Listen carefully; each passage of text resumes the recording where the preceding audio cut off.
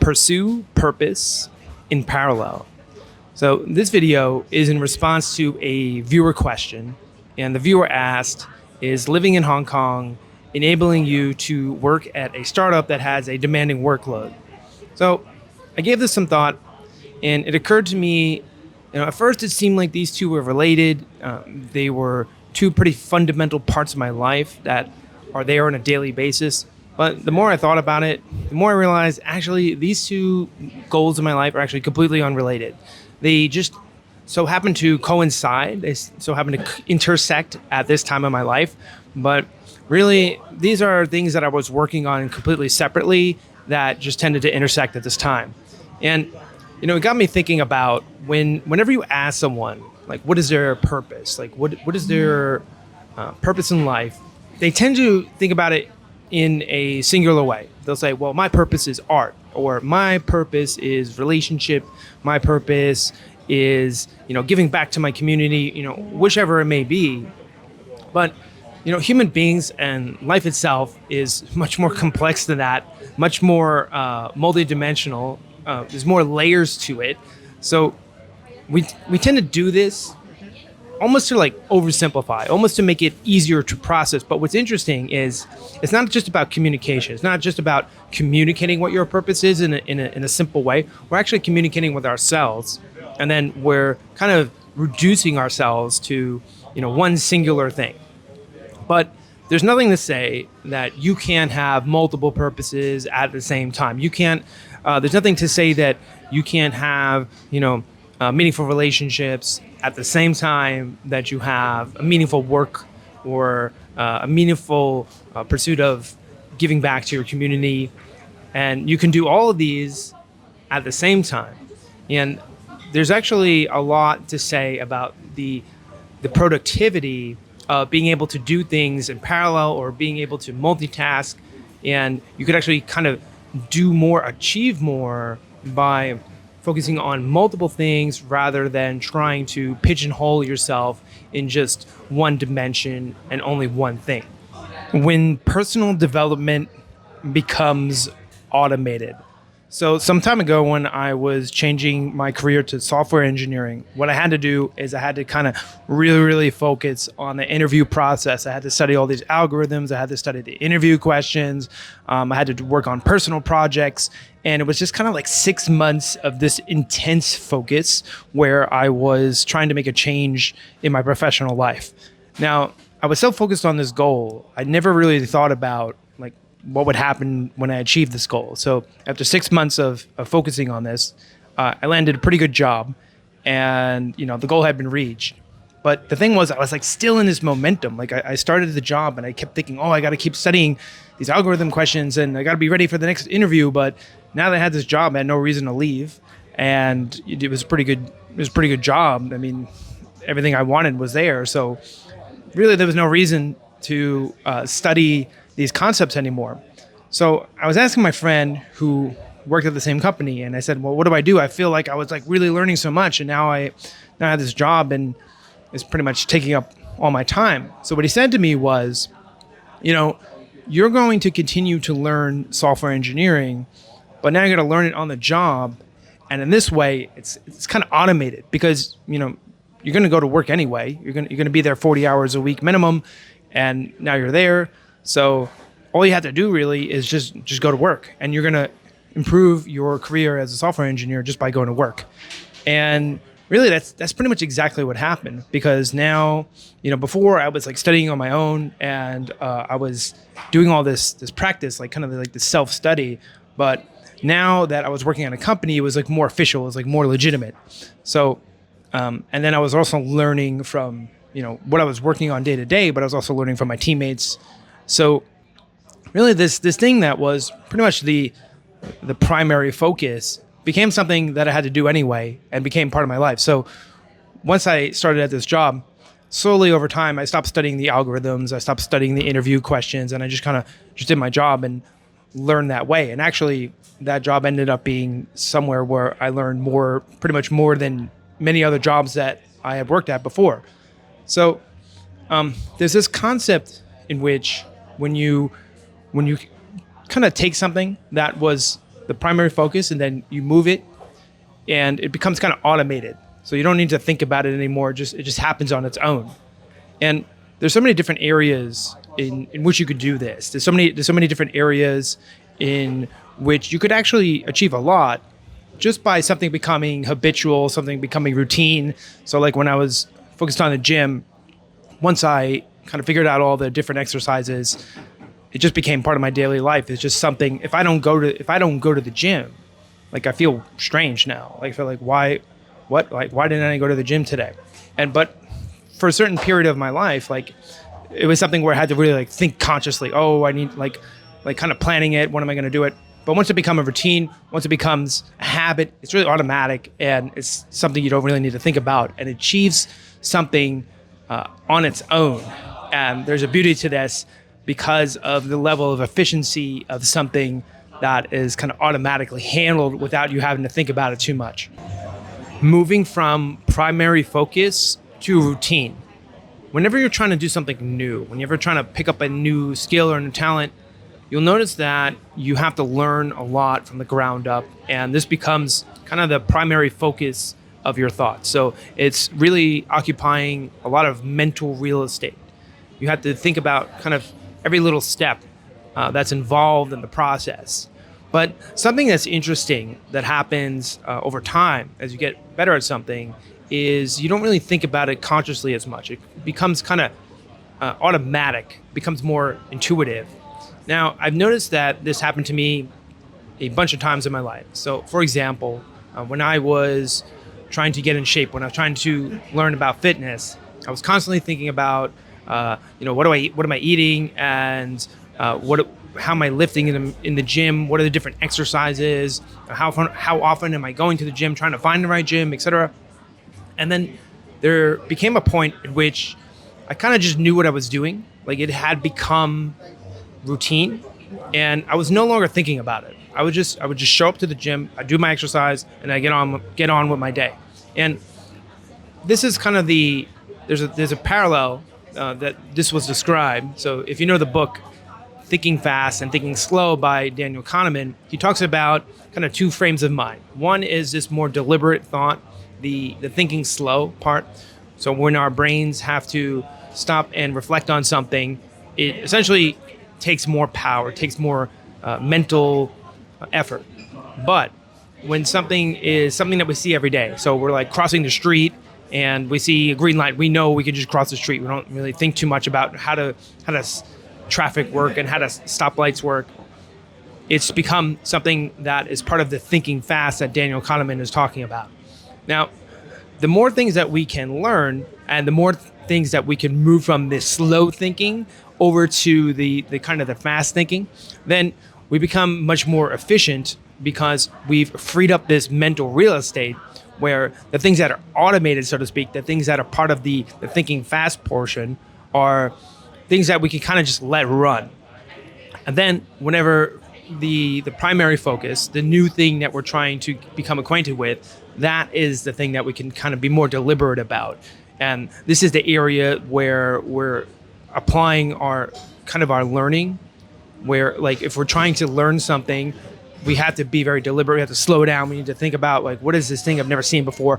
Whether that's something that is more intellectual, like something that you're reading, or it could just be something even more physical, like if you're trying to learn how to do something athletic, learning the muscle memory, so to speak. But once something becomes, quote unquote, muscle memory, it's something we don't really need to think about anymore, and we can just leave it. It's automated, and we can kind of keep layering on these different automated processes to become as efficient as possible. Automation and layering of goals. So in software engineering, when a system is functioning, it is never just like one thing that's working. There's many different layers. There's back end, there's front end, there's database, there's the programming language involved. There's just so many different things that need to work in unison in order for the end user to kind of get a smooth experience. If even one of these layers is broken, pretty much the whole process is not going to work. And a lot of people who don't do software don't realize, how many different things are involved. But software engineering is not the only thing that operates this way. The human body, for example, is a layering of different systems. You have the circulatory system, you have the respiratory system, you have the nervous system. And on a day-to-day basis, if any one of these systems breaks down, you're pretty much not able to function. I mean, imagine if you woke up and you were unable to breathe, right? The respiratory system's not working. I mean, you're not really going to be able to do anything.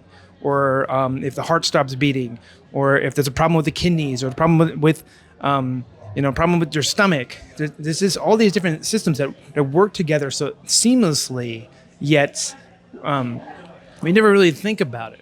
It just kind of happens automatically, and it's only when something goes wrong. It's only when one of these systems is not working as intended do we even notice that they're there. So there's something about systems are complex. They're not one-dimensional, right? And the thing is, like, when people define goals, when people define their purpose, they tend to do it by saying, one thing, I'm an artist, I am an entrepreneur, etc. But when, for example, if you're an artist, you're not only bringing your technical skills, you're also bringing your personality, you're bringing your life experience, you're bringing your emotions, you're bringing all these things to the table. If you're an entrepreneur, everyone knows for an entrepreneur, you have to pretty much do everything. You have to have technical skills, and you have to have business skills, and you need to have people skills, etc. And all these things come together to create just one functioning entrepreneur. And there's this idea that wherever there is a system, so like think about like a car, for example. Like you might say, oh, that car is driving. And the car is driving, yeah, but there's if you ever open the hood of a car, you see there's so many different parts. There's the fuel injectors, there's the pistons, the electrical systems. And in order for a car to drive, just to do this simple thing that we see every day, we don't think too much about it, there's just dozens and dozens of systems overlapping and interconnecting. So when it comes to defining your goals, even a single goal, something that seems simple, something that seems like you could just define it in one sentence, is actually the culmination of multiple layers of systems operating efficiently without issue, feeding back to each other, adding benefits. So one system is benefiting the other. And all of this has to happen seamlessly before you can get kind of that single output. So nothing is ever really that simple. It's always the layering of different skills, different functions, different capabilities coming together to produce one thing, and that's the one thing that we tend to name. But it's actually, if you ever seen the meme with the iceberg, and there's a thing on the top, but there's just so many different layers submerged beneath it. Actually, that is what happens at the end. And that's the thing that people notice. But actually, if you're trying to achieve that goal, what you're really trying to do is you need to go from the bottom up and achieve those things that people don't really notice. And when it comes together, that's when you have that seamless product, that thing that you could actually just define with one word, even though there's many layers underneath it. Achieve it and leave it. Now, when my friend asked me about the connection between working at a startup and living in Hong Kong, at first it seemed like these two might be related. But really what was going on was I had accomplished one goal, which was the goal of moving to Hong Kong. And then on top of that, since that had already been layered in, then later on, now I was working at a startup. So these are kind of two different eras, two different epics that were going on. Now, when I first was thinking about moving to Hong Kong, it was really occupying my mind. I was thinking about, wow, this faraway place, and it'd be so interesting to live in China, etc. And what ended up happening is, for some time, it was very interesting. It was wow. It was this new place, living abroad for the first time. And after some time, what happened is it kind of just faded into the background. It became normal, right? There was going to the coffee shop, there was going to the gym, there was going to work. Pretty much the same things that I was doing in New York, I was just doing in a different place. And once that had happened for long enough, there really became almost no difference between Hong Kong and New York. They were just two different places that had become part of the backdrop. And this speaks to the theme of this section, which is to say, once you achieve something, you can kind of forget about it. Now, like for example, when I was going to school, or when I went to Carnegie Mellon, once again, this was a time where I was thinking, wow, such a great school, really good at computer science, etc. And you tell people, oh, I just got into Carnegie Mellon, and everyone's like, wow, congratulations, you just got into this great school. But then, you graduate, and really what happens is within a few years, you really have completely forgotten about it. You don't think about it anymore. The only time it really comes up is, when you're applying for a job, it's on your resume, or, when you're giving a lecture or something and you're kind of giving your list of credentials. But for the most part, it just becomes something you've accomplished and you've forgotten about. And I think that's pretty much the nature of goals in general. Like, the nature of goals is you're supposed to accomplish that goal. And once the job is done, once the goal is reached, there's not really too much reason to think about it. And, when you're trying to do something, you don't have to constantly keep achieving the goal over and over and over again. Like, let's say you're trying to get a job. You're interviewing for a job. It could be very difficult. I know some of those interview processes could be quite lengthy, and I've talked about that before. But, you're really thinking about, how do I get a job? You're very focused on this. And then what happens when you get a job? You're kind of in a new era. You're kind of in a new timeline. You don't really need to think about how to get a job anymore. You just kind of do the job. So when it comes to goals, really, you can think of it kind of like a rotating wheel, where it's like you're building up to the point at which you could achieve this goal, and you're getting there, and then you've reached it. It's been reached, and then you just kind of phase into the background, and then there's the next goal that comes up. And what happens for a lot of people is they kind of stop spinning that wheel, right? They've accomplished one goal, and then they don't bring in the next one. And that's a different topic, but this is how you could lose momentum. You could lose momentum in terms of exciting new things happening in your life. So to kind of like wrap up this section and say that when you achieve something, lock it in, and once it's been locked in, you don't really need to think about it. You do some maintenance to it maybe, but just like the title said, achieve it and leave it. Different types of energy reserves. Now, everyone has different reservoirs for energy depending on what type of energy that is. So there's a different bucket that's available to you for physical energy than there is one that is for mental energy. And if you focus on only one task, what's going to happen is you're likely only using the energy from one of these buckets and leaving the other bucket pretty much on the table. Now, in order to be the most efficient, in order to drive the largest outcome, you need to use energy from every bucket that you have. So you're not just doing something physical, but you're also doing something emotional, you're doing something mental. And then at the right time, you're switching between these buckets. So when one becomes depleted, you move on to the next. You're doing a different style of task. And then when you're using the second energy bucket, the first one is slowly recharging in the background.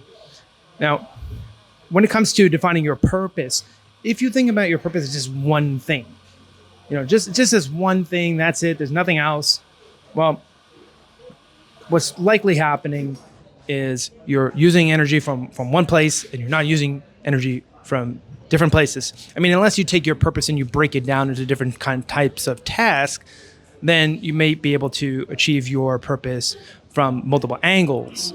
But something that is far more likely is if you are in pursuit of multiple goals simultaneously, then you're able to have kind of a different energy for each one. You might have noticed if you ever focus on one thing for too long, you start to become distracted. You start, clicking around, you're looking at your phone, you're looking at the news, whatever. But you can kind of use this to your advantage by having something to switch to. So you're working on task A, and then you have task B already lined up. So when you become bored with task A, then you move on to task B. So that you're using the multitasking, or even you're actually using your own distraction, kind of using it to your advantage.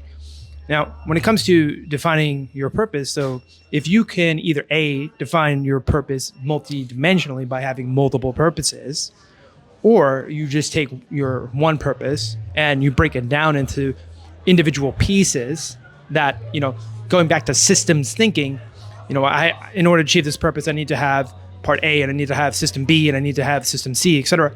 And then if you kind of switch between working on each one of these systems that's supportive of your top level goal, or if you have multiple goals and you're switching between them, then that means you can make use of all of your energy.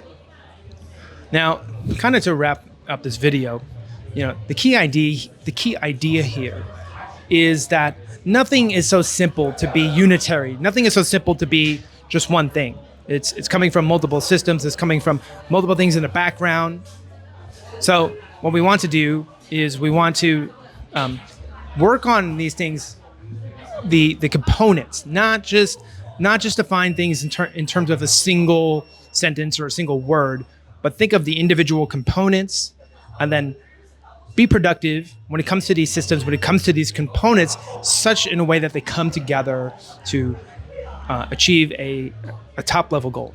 So, go out there and, don't just define yourself in one purpose, define yourself with several purposes, and I will see you in the next video.